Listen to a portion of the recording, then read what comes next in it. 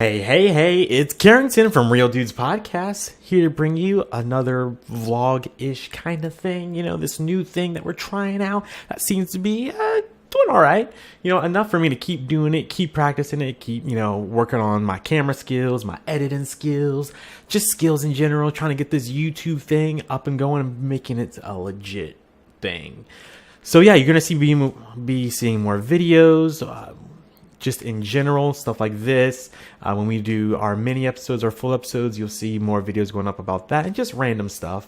I figured I give this vlog thing here an opportunity to talk about things maybe we don't get to talk about on the show, maybe news stuff that we have missed, or just whatever. Like today, it's one of those just whatever things. So as you know, I have a Nissan Leaf. I have talked about it in quite a few episodes. Cody, who is a legitimate car person, because I'm not really a car person. I have appreciation for cars, but I'm not what you would call a car person. So Cody's driven it. He's given his thoughts about it. He's not really into it. He says, there's some things that they have to work out before he can consider it. But me, I am happy and proud to own one right now. I have a 2017 Nissan Leaf. It is completely electric. There is no gas in it whatsoever. People have tried to tell me, so how much gas does it take? There is no gas. And it confuses them. Like, they can't believe that there is a car out there with no gas. There is no gas in this car whatsoever. It's not a hybrid. There is no gas. It is all electric. There's only an electric motor in this car. I don't know how to stress this, but look it up yourself. Google it. It is an electric car. All right, now we've got that out of the way. So its range, it's roughly, I'm getting about 110 miles. 110 miles. Sorry, I almost said miles per hour. That's not a thing with this thing. So I get about 110 miles with it, which is an upgrade from the previous version.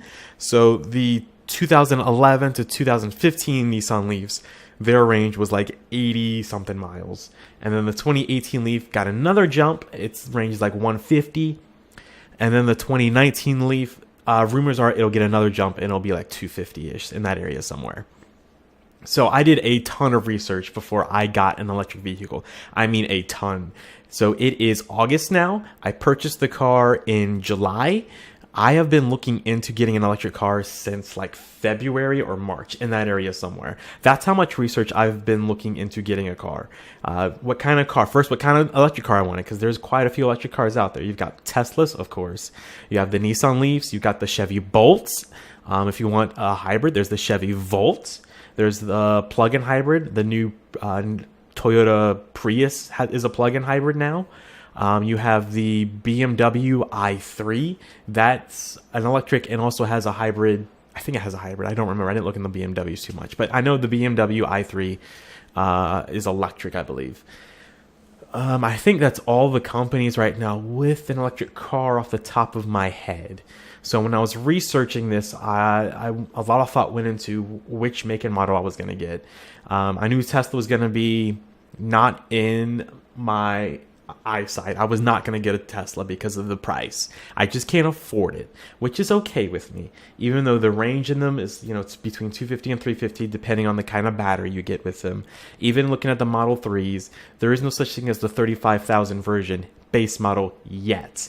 The only ones you can get are the ones that it's pretty much fully loaded. So you're looking at about $50,000 to $60,000.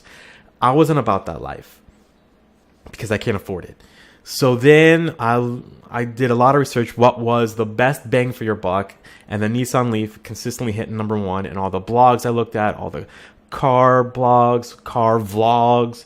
Everyone said, hey, if you're looking best bang for your buck, if you can swing it, the Nissan Leaf's the way to go. I said, okay, Nissan Leaf. Did more research as to which version to get. Because at first, when I looked at the 2011s between 2015, I was like, no thank you. And then I noticed 2016, 2017 models would be right in my range. I could have gotten 2018, but the only reason I didn't go that because it was a little out of my price range at the moment. So my plan right now is when I pay off this car, I am going to possibly just trade it in and get another Leaf because this car is amazing. It's awesome. So my commute to and from work, like I said, it has a range of 110 miles. It's 60 miles round trip. So you might be thinking, hey, Karrington, the range is 110 miles and it's a 60-mile round trip to and from work for you.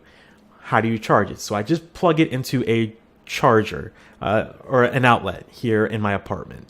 Just a normal 3-prong outlet. It's what's called a trickle charge or a level 1 charger in the electric vehicle jargon. So yeah, there's 3 level chargers. Level 1, which is what I use every day.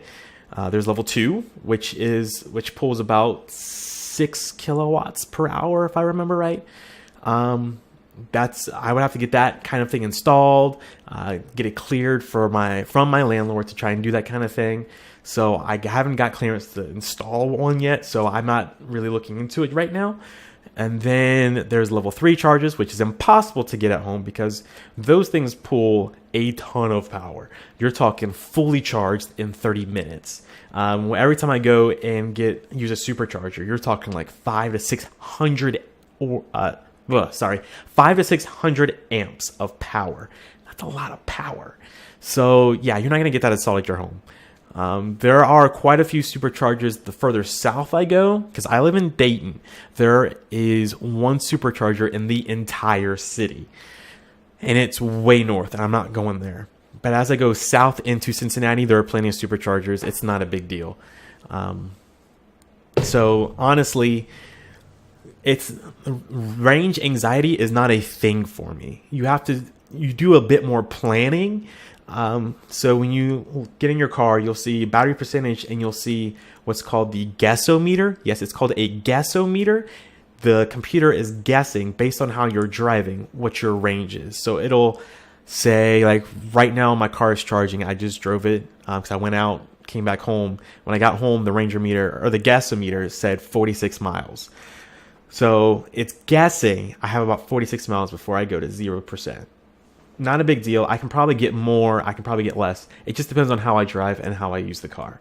Not a big deal. Honestly, it's not. Pay attention to the battery percentage if you get an electric vehicle. That's going to be way more accurate than the guessometer because it'll constantly change all the time depending on, like I said, depending on how you drive. If you're going uphill, it's going to go down like significantly. If you're going downhill, it's going to go up significantly. Like I said, it just depends. If you have a heavy foot like I do, you're going to see it go down. If you change your driving habits, you're going to see it stay pretty high and just slowly go down, like very slowly. It's amazing what'll happen. So the reason why I decided to get an electric car in the first place, I probably should have started with this. My girl, Maxine, the 2010 Toyota Matrix. She has about 162,000 miles right now. And I was thinking, it's probably about time to start thinking about getting another car before she dies out on me.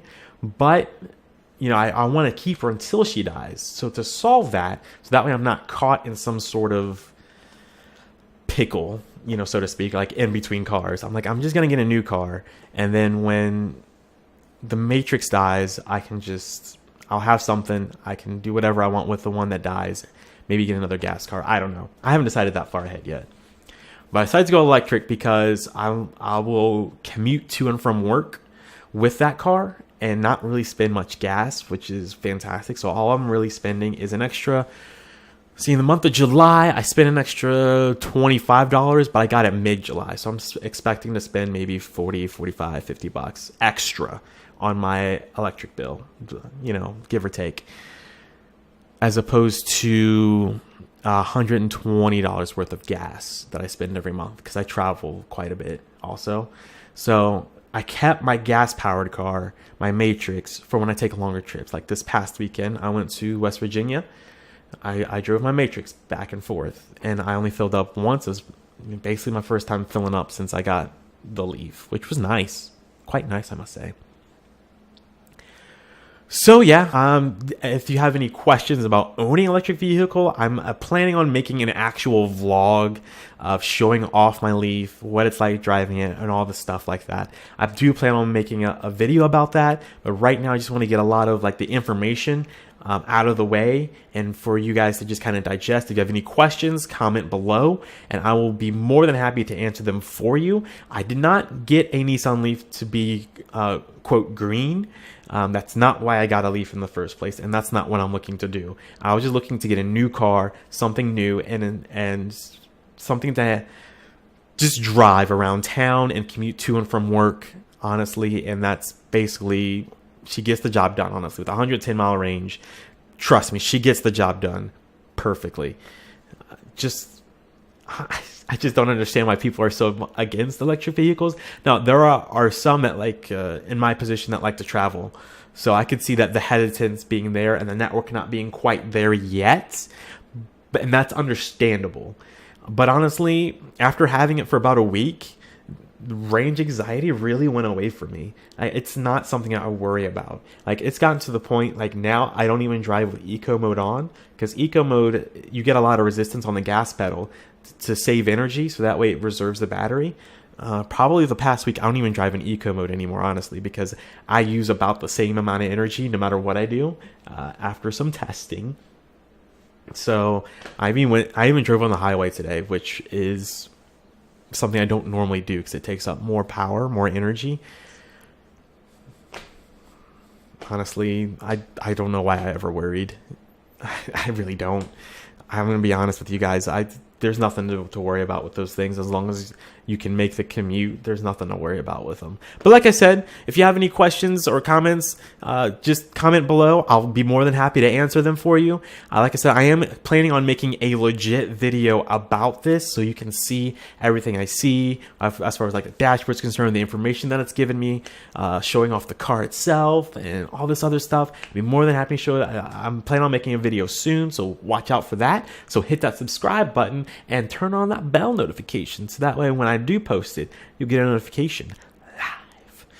All right.